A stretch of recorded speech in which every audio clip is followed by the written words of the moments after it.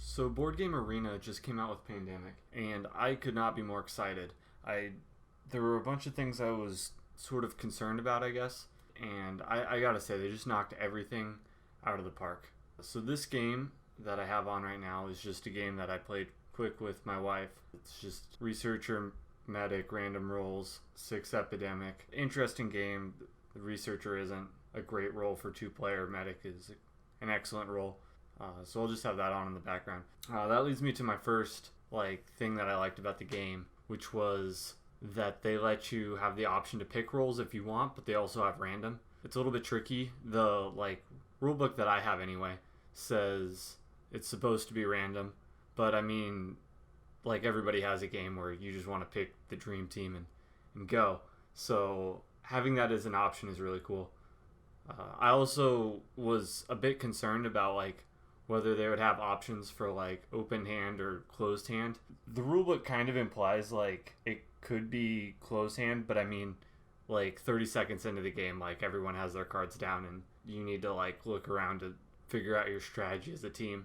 I don't know, it just seems crazy to me to play closed hand. But yeah, they have an option for both. Other concerns I had for the game was sort of obscure rules relating to event cards. I had seen before a pandemic version where you couldn't play an event card during an epidemic, and that's crazy to me. That completely changes the game. I don't know how you would handle the most important part of the game without epidemic or without being able to play event cards during epidemics. So making sure that you can do that and that you can click through each card that you draw.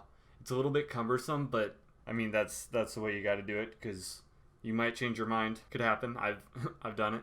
You might need to, I don't know, airlift the quarantine specialist or something. Another sort of obscure role that I was worried about was the dispatcher can choose to discard his own cards to fly players in and out of cities. So just really quick to explain what I'm talking about. This is a move I did to win the game. The medic is in Istanbul, and so because the dispatcher has the Istanbul card, he can fly the medic from Istanbul to anywhere. So he flies him to Kansasha, the dispatcher meets him in Kansasha, exchanges the Kansasha card, then airlifts to a research facility to cure yellow and win the game. So I guess I don't know fully why I was worried that they wouldn't put that in, but it just seems a little bit obscure. Easily one of the rules that you can forget or not know if you're playing in person. But I'm really glad that they included it, because it just really opens up the abilities of the dispatcher when you have that. The next thing that I really liked about the game was the ability to click the discard pile.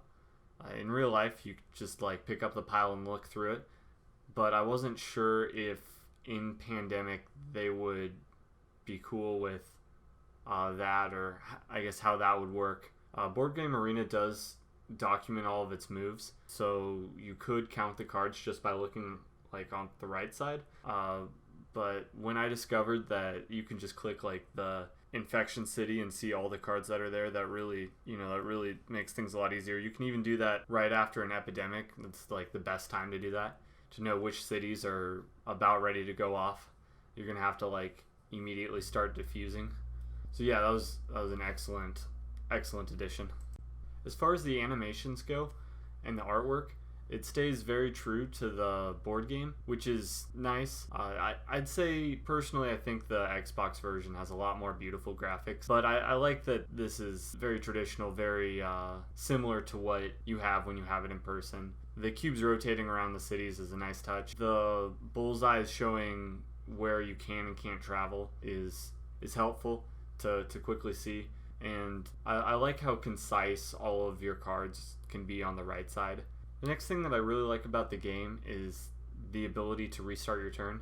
That's how I've always played it in person, is just until you draw your development cards, you can just keep going and hashing stuff out, trying to find the best move, and until you as a team come up with a move that you like that person to do, then you can just keep trying until you draw a card. And this game, with always being able to click restart your turn, is super convenient for that. I was a little bit concerned that they would be really savage and just you get your 4 moves and hope you don't misclick, hope you were thinking through. But that's not at all how it was. It's very flexible, just like it is in real life. You can tell that the game developer has played this a bunch of times on his own, and just all in all did a very smooth job of keeping it how you would play it if you were playing it in real life. Also related to event cards, you're supposed to discard a card immediately down to 7 when you go past 7 cards in your hand. And I was wondering if they would not let you play an event card, if they would be flexible at all and let you play an event card sort of to discard down to 7, or if they would make you discard your city cards first and go down to 7 beforehand.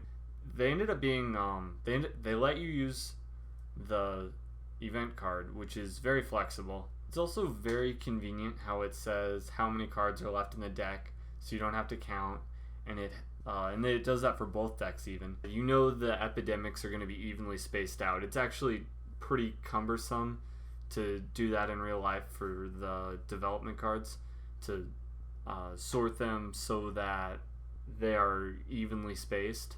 The one thing that I would change or add, besides expansions like On the Brink and that sort of thing, is it would be cool if you could somehow have 2 people control 3 people, or 3 people control 2 people. I don't know, something like that. Like in real life, if you're sitting around with 3 friends and you get bored of a 3-player game and you want to play a 2-player game, or you want to play a 4-player game, you can always just do it.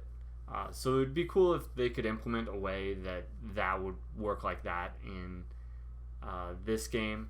But I understand that that's, I don't know, probably not most people, so it's not critical by any means. I did notice a bit of a glitch when you're replaying the game.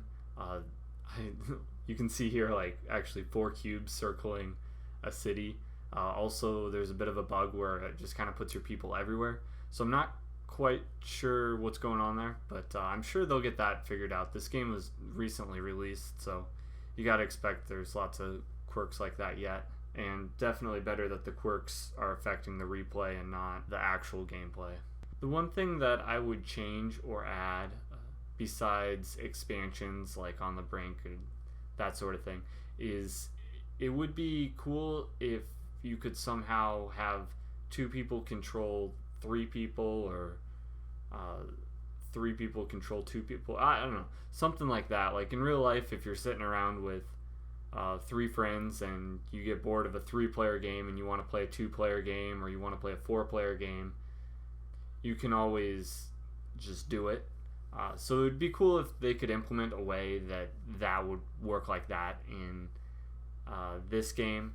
But I understand that that's, I don't know, probably not most people, so it's not critical by any means. I did notice a bit of a glitch when you're replaying the game. You can see here like actually 4 cubes circling a city. Also, there's a bit of a bug where it just kind of puts your people everywhere. So I'm not quite sure what's going on there, but I'm sure they'll get that figured out. This game was recently released, so you gotta expect there's lots of quirks like that yet. All in all, I think they did an excellent job. Everything is very smooth. They got all of the details right. I played it a little bit, and I think you guys should go out and play it too.